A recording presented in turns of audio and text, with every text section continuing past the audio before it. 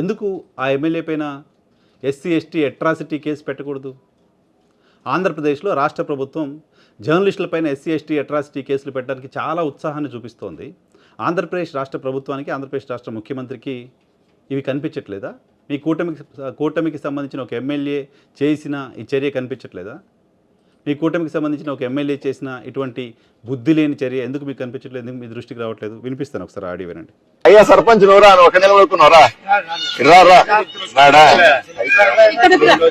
ఏమయ్యా క్రిస్టియనా?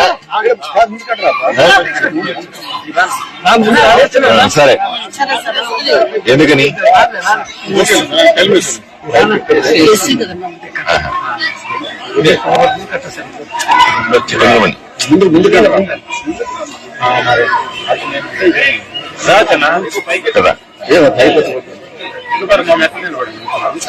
మనం సర్పంచ్ కూడా మనం నిధులేస్తా ఉన్నాం నేరుగా నరేంద్ర. సో అది బహుశా ఏదో టెంపుల్ ప్రోగ్రామ్ అనుకుంటా.